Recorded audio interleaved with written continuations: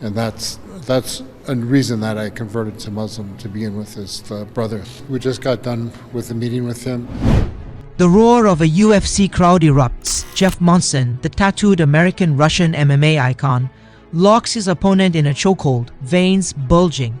The commentator's voice rises. He's unstoppable, a warrior with no fear. But what happens when an unstoppable force meets an immovable truth? What shattered the soul behind the fighter? The screen cuts to Monson, head bowed in prayer, a Quran open beside him, a stark contrast to the blood-soaked battles he once thrived in. How does a man who built his legacy on aggression, rebellion, and brute strength suddenly find himself on a prayer mat, whispering words of submission? This isn't just a conversion.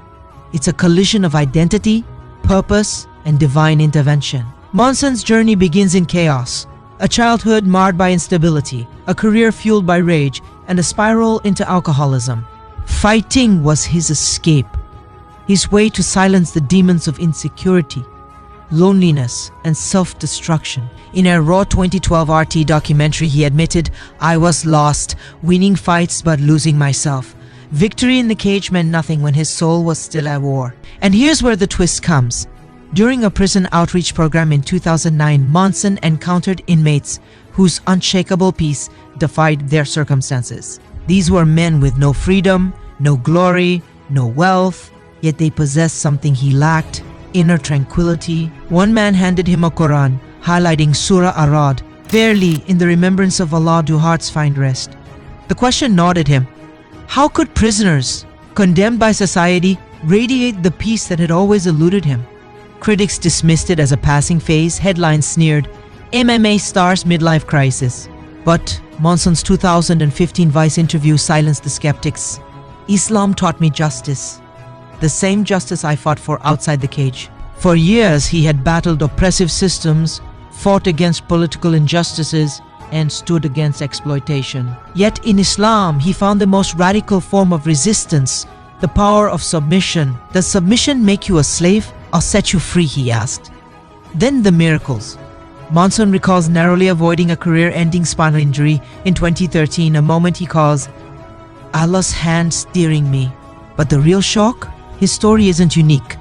Across the globe, ordinary lives are transformed by what he describes as the Quran's invisible thread, guiding, protecting, rewriting destinies. A 2018 Pew Research study found that 23% of American converts cite spiritual fulfillment as their turning point. But what about the other 77%? What secrets are they hiding?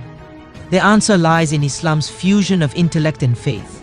Unlike the blind obedience many assume, Monson found that Islam demands questioning, seeking, and learning. He now dedicates his life to Islamic education, citing the Hadith, "Seek knowledge from the cradle to the grave." And yet, the cliffhanger remains.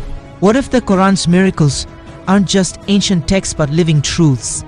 Take the scientific accuracy of embryonic development in Surah Al-Mu'minun, a fact confirmed by modern embryology centuries later.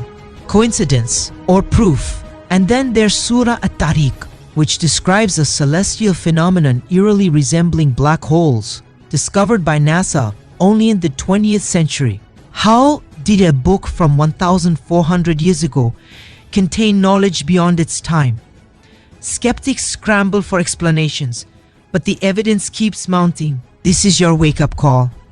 Monson's story is a ripple in an ocean of untold testimonies. How many more will it take for the world to see? Don't look away. Subscribe now.